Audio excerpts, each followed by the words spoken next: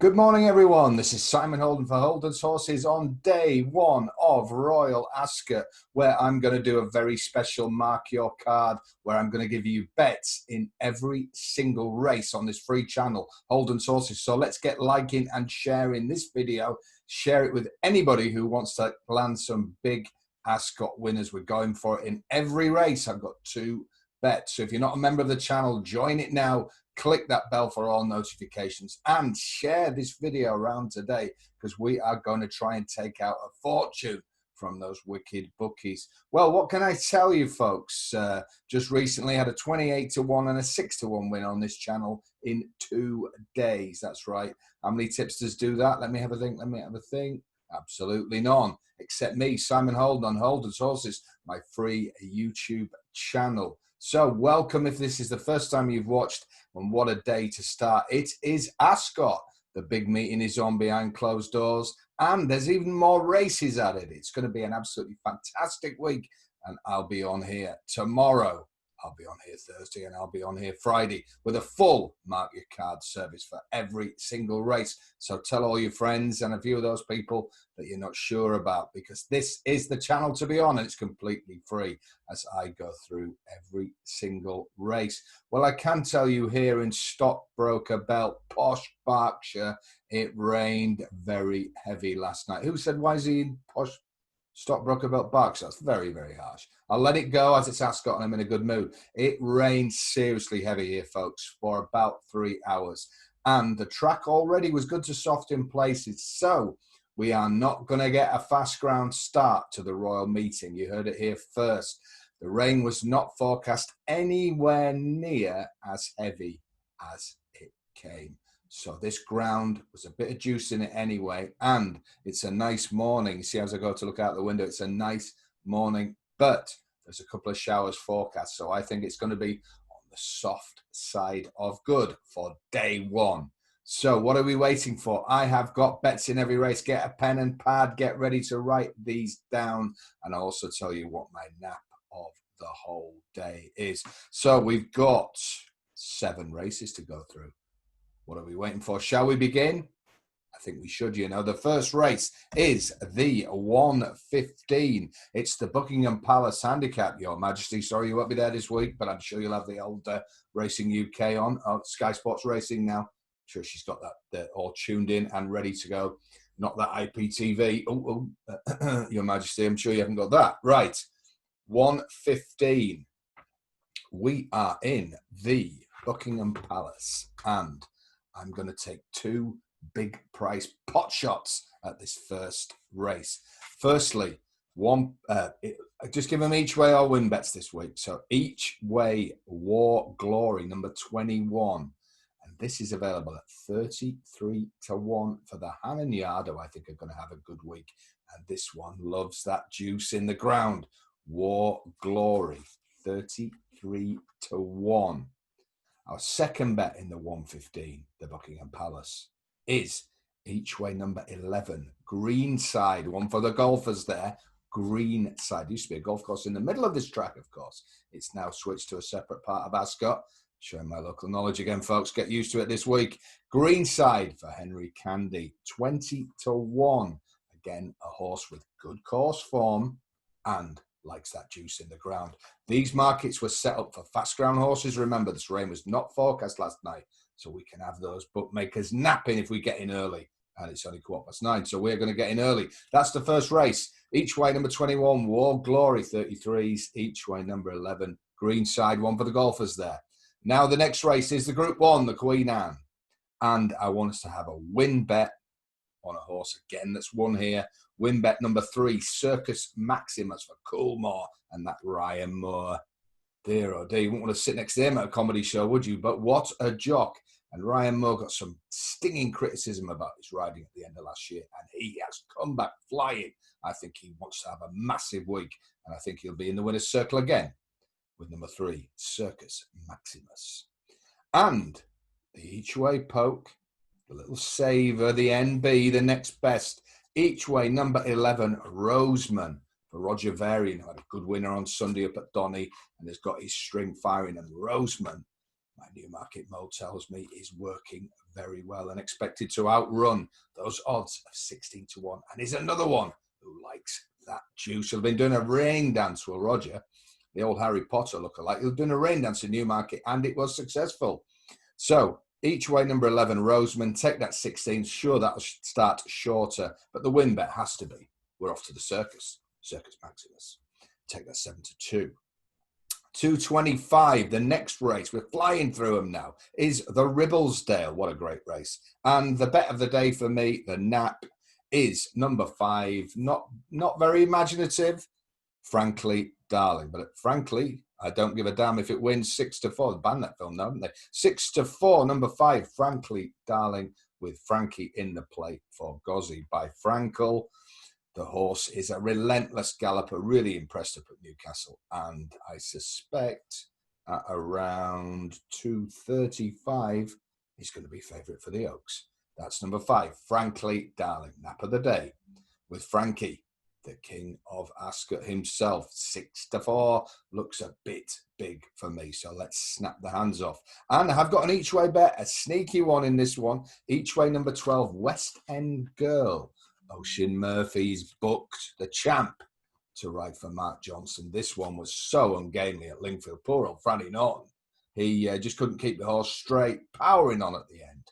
And has a big chance, this one, if Ascot's straight, stiff track suit and that Ocean Murphy, the very, very clever, very shrewd, talks well, credit to himself in the game. If he can get this one settled, it has a squeak at a massive 22 to 1. So there we go. Now, 3 o'clock, which is the Group 1. Just talk amongst yourselves. It is the Group 1, Group 2 even. It's gone from a Group 1 since the internet is updating. It is the Group 2, King Edward the 7th. And at 3 o'clock, I'm going for a win bet. Just one bet in this because it's a small field. Win bet on number 2, Mogul. Recently 4th in the Guineas. It's 10 to 11 at Cena Place. Snap that up. I know the big Coolmore, but betting battalions are going to smash this up later. So expect to see some huge bets on Mogul. 4th in the Guineas, but that is the minimum trip this horse needs. At last he stepped up and he can make his Derby, well, put himself right in the picture with a strong win here. So that's 3 o'clock win bet. Number 2 in the King Edward the 7th. It's a Group 2, not a Group 1, but you'll be getting it wrong like I did. And Mogul, take the 10 to 11 for that Mr. Happy Ryan Moore. Surely he's going to smile if this wins, because this could be his second winner of the day. Surely we will get a huge grip. Maybe not. Right, 3:35. This is my favourite race, sprint race of the whole year, possibly apart from the Nunthorpe. So second favourite. It's the King's Stand of Group 1 up that stiff 5. Ascot is a stiff track. You need speed, but you need a little bit of stamina as well. And with last night's rain, I want to get the favourite Batash. You heard it, the multiple Group 1 winner, the odds-on favourite. I want to get that horse. I'm taking him on today with the next 2 in the market, and I think one of them is going to prevail. And the one I believe that will be is number 8, Glass Slippers. For Kevin Ryan, won the Abbey easily with Batash toiling on the soft ground. It won't be as soft today, but that told me that Glass Slippers is a Group 1 class act. And I cannot believe that we can get 11 to 2. So the win bet is Glass Slipper. Now, fans of this free YouTube channel, Holdens Horses, and yes, there are a few, don't start with that, fans will know how highly I regard the horse Liberty Beach. And we backed that horse recently at Haydock. Now, this is a step up, but the Quinnyard are very shrewd, and they know that a 3-year-old getting weight in this race, an improving horse, can be very, very dangerous. And this horse is very highly regarded by the Quinnyard. So each way, Liberty Beach, that's number 11. And you can get 13 to 2 in a place, I would take. That's a cracking each way bet. This is a horse going places, and it could well start today. So the King's Stand at 3:35. Another Group 1. What a day. What a meeting. And what a set of bets. So we're going to take that Batash on. He can throw in a stinker. He may be a good horse on his day, but with that little bit of juice in the ground, I think he's vulnerable today. And my aim is to get him beat. Right, once I've done that, I'm now going to go to the 410. The 410, which is... The 410 is at Ascot today. Surprisingly, they thought they'd run it there. And it is the Duke of Cambridge Stakes, a fillies Group 2. And I've got two good prices here. I want to take on the top of the market, Jubiloso and Nazif. They're not for me. I want to take the top two on. And the two I'm taking it on with are each way 11, Wasmia, which is 15-2. A French raider with Frankie booked. This one's won with cut and was very impressive last time and has not been seen. Often these French horses come over and they are disregarded and are just too big a price. And this is another example of that phenomenon. And I want to get this one in the book. So we are going each way. Number 11, Wasmia. Take that 15-2. And let's see Frankie pile in with another Ascot winner. And second each way is number 1, Magic Lily, a Godolphin horse, who I thought was a little ungainly at Newmarket the other day and not knocked about, but he's full of promise. And that is number 1, Magic Lily. William Buick rides. He's in great form. Godolphin are in great form. And I think Magic Lily comes here underrated. And at 12-1 is another cracking each way bet in another race where I want to take on the favourites. Anybody can just sit there picking the favourites at Ascot. It's what the bookmakers want you to do. Holdens Horses is about long-term value and keeping you ahead of the bookmakers. Only way to do that, guys, is to back big priced winners. If that means you have a few losers in the way, so be it. It's the running total. And my running total with a strike rate of about 24% across all services is producing big profits. That's what happens when you tip 28-1 winners and 6-1 winners in 2 days. Okay, so that's why. If you want to sit there playing even money shots, by all means. But that ain't what I'm about, and it's not what Holdens Horses is about. So give me the thumbs up if you like big price winners and you're going to have a go for it this week. Give me the thumbs up. I'll always give you the thumbs up. Right, we've got one race left, and it is an absolute marathon. This race is 2 miles 3 furlongs. It's that long that some of the jockeys are taking a packed lunch. It is an absolute marathon, and on that rain softened ground on a stiff track, there are going to be many horses that are crying enough is enough here. Now, the favourite for about 3 weeks has been Verdana Blue, the Henderson horse.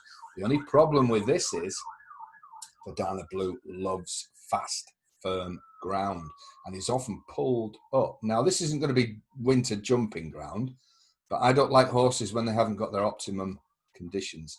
And I'm afraid Verdana Blue does not. And I can see is drifting like the Kon-Tiki. Google it if you don't know that one. So I want to take another favourite on with 2 each ways. One of them is absolutely bloody huge price. But the first one is number 10, Moon King.